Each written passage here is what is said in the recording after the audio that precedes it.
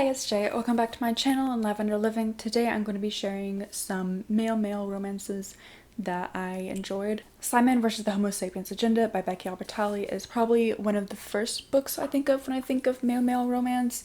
And most of you probably know what it's about since it's a booktube favorite, and it was such a big deal when an adaptation was made in theaters. But for those of you that don't know, this is about a boy named Simon who has been emailing this guy who goes by the name Blue. One of his classmates discovers that they've been emailing and basically blackmails him into getting his friend, who's a girl, into liking the guy who's blackmailing him. It was mixed media. It was like there were a few emails. It wasn't too much though, but this is just a really cute contemporary that is floppy. The Music of What Happened by Bill Konigsberg, sorry I can't pronounce that name, is a male romance that includes a white boy and a Latinx boy, if I remember correctly. But this deals with like class and struggling with having like one of your first crushes and stuff. And this is about a boy who lives with his mom and they're kind of struggling with finances, and so they have this food truck that his dad had bought, and they're trying to like spiffy it up and like sell food from it and stuff. And this other boy who goes to school needs a job, and so he helps them, and they kind of get into this like, I like you, oh I like you. I am so sorry. This wasn't really anything spectacular to me. The writing wasn't that memorable, but it was cute. They Both Die in the End by Adam Silvera was the book I did my first ever book review for, and it was so cringy, but this was an amazing book. They're both Latinx. One is bisexual and one is gay, if I remember correctly, but this is his own voices because Adam Silvera is gay and I think he's Latinx. I'm not 100% sure. Basically, in this universe, everyone gets told 24 hours before they die that they are going to die, and they're going to die within the next 24 hours.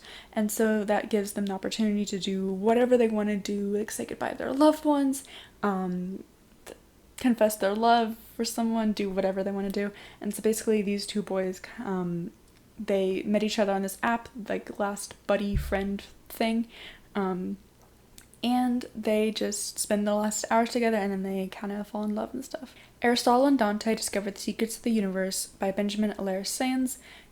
I believe they're both gay, and I believe at least one is Latinx. I don't remember for sure. I read this, and honestly, like, it went in one eye and out the other. A lot of people like this. I just don't really remember anything.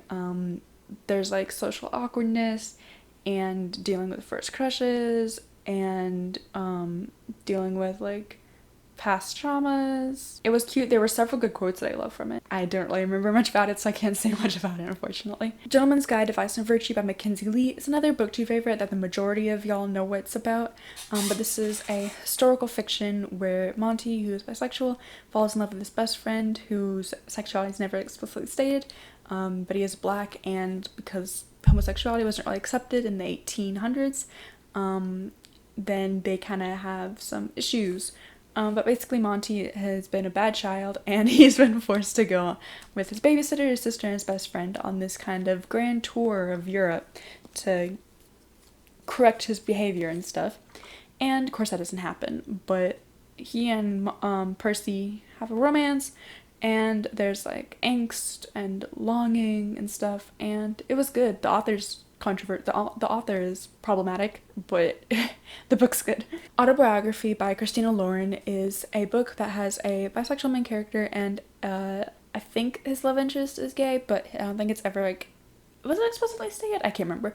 But this is about this boy who is in the senior year of high school, and he is in a class where he has to write a book that semester, and he decides to write it about this guy who he is crushing on, and it's angsty, it's cute, it deals with religion and being LGBTQ+, so that was interesting. I think there were some good conversations with the LDS students, or the Latter-day Saints for Mormons. But yeah, it's one of BookTube's favorites. Openly Straight by Bill Konigsberg, the same one who wrote The Music of What Happens, was not that great of a book for me because while I think this is own voices, the plot was kind of like why. Basically, this guy who is gay hides his sexuality, which like I totally get that, but he like completely pretends to be straight for like the majority of the book, and the way that it's written is just like he's like the author was really milking it. And there's this other guy that he was kind of crushing on, and who like seemed like he would accept it and stuff, but the payoff at the very end just wasn't worth reading. But like I don't know. History's All You Left Me by Adam Silvera is another own voices novel. I can't remember the sexualities other than it being male, but basically this follows this guy whose ex-boyfriend, ex-best friend just passed away, and it starts out with them at a funeral, I think. His ex-boyfriend's ex-best friend, when he moved away to college or to a different school or something, started dating this other guy, and he comes back at the funeral, and the main character and that guy kind of like bond and like discuss the guy who died, like his life and stuff, and what happened, like how he died. This was an average book to me. Like I liked it, but it just wasn't anything special. But it has like 2 timelines, a then and a now. Then being like high school, where they like started to get together and like started to like talk about sexuality and stuff, and now being after the guy has died and the main character is talking to his boyfriend that he had before he died. Red, White, and Royal Blue by Casey McQuiston. I'm currently listening to this on audiobook, so I'm not done with it right now, but this is another like new adult disguised as a YA book that BookTube went crazy over.